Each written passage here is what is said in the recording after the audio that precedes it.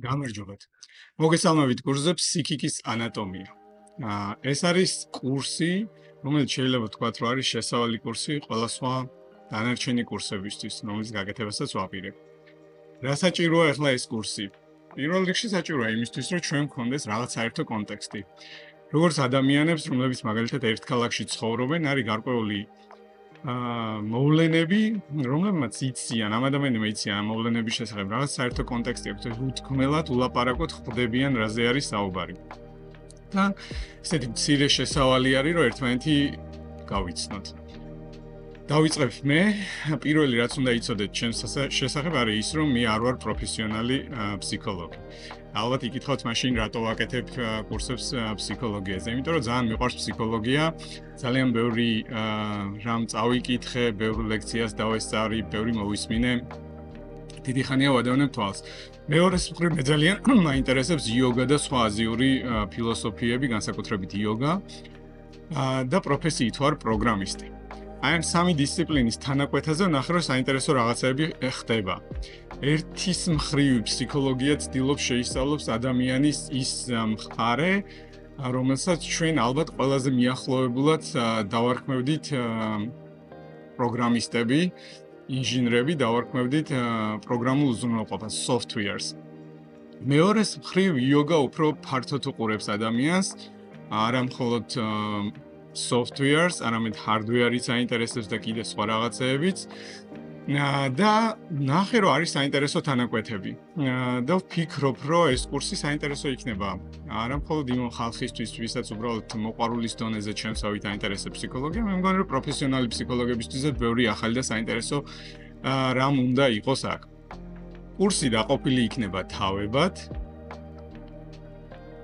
იდეალურ შემთხვევაში კარგი იქნება, რომ თითო თავისთვის გამოყოფილი იყოს ერთი კვირა. ყოველ თავს ექნება დავალებები. დავალებები უმეტესწილად იქნება ორი ტიპის.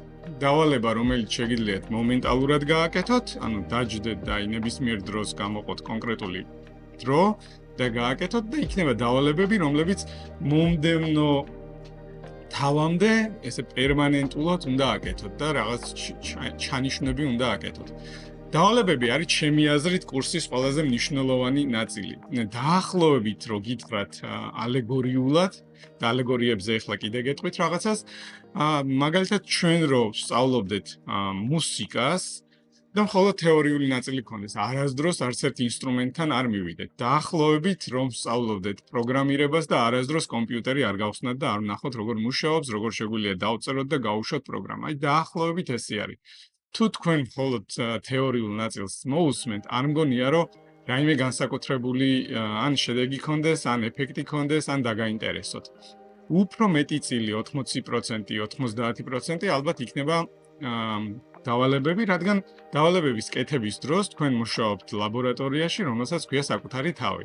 სადაც ხართ მარტო, სადაც გაქვთ სრული თავისუფლება. ვახსენეთ ალეგორიები და აქვე მინდა ვთქვა ორიოდე სიტყვა ალეგორიებზე, შედარებებზე. ხშირად მე ვაკვირდები, რომ როდესაც ვსაუბრობთ ალეგორიაზე, რომელიც ჩემთვის ცოტა ტექნიკური ტერმინი რო გამოვიყენოთ, არის მოდელი. ადამიანები ხშირად არასწორ ინტერპრეტაციას უკეთებენ ალეგორიას. მაგალითისთვის, თუ ჩვენ ვსაუბრობთ მზის სისტემაზე და გვინდა რომ დავაკვირდეთ მზის სისტემას და გავაკეთეთ რაღაც პატარა მოდელი, ალბათ გინახავთ ან სკოლებში, ან სადმე მუზეუმში, სადაც ესეთ გაკეთებულია ხისგან ან პლასმასისგან პლანეტები, რომლებიც ალუმინის ღერძებზეა დამაგრებული და ისინი ტრიალებენ დაახლოებით იმ ტრაექტორიით, რა ტრაექტორითაც ჩვენი მზის სისტემის პლანეტები ტრიალებენ, ხო? აი, როდესაც უყურებ ესეთ მოდელს, მაგალითად ალბათ ხვდებით, რომ არალოგიკური და არაადეკვატური იქნება ვთქვათ, რომ ეს მოდელი არ ვარგა, იმიტომ რომ ზე უფრო ცხელი უნდა იყოს.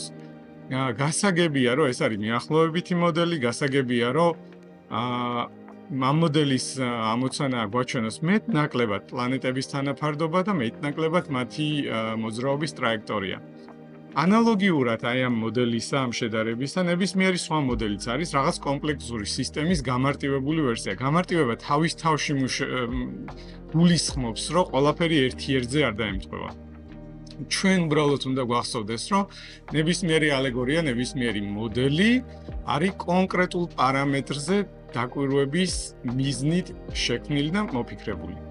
აი ესე რომ, როდესაც ვისაუბრებთ გარკვეულ ალეგორიებზე, ჩემი თხოვნა იქნება, რომ ფოკუსი გააკეთოთ მხოლოდ იმ პარამეტრზე, მხოლოდ იმ თვისებაზე, რომელი თვისების გამოც კონკრეტული ალეგორია იქნა შემოთავაზებული.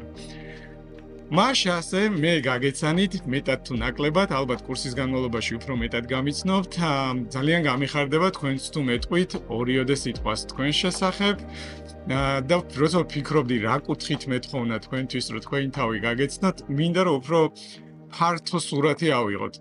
არა კონკრეტულად პროფესია, სად დაიბადეთ, რას აკეთებთ, აი როგორ გააგრძელებდით წინადადებას, მე ვარ ადამიანი, რომელიც აი მე მინდა გთხოვოთ, რომ აი ეს წინადადება გააგრძელოთ. მე ვარ ადამიანი, რომელიც რა სიტყოდით თქვენ თავზე, როგორც ადამიანზე.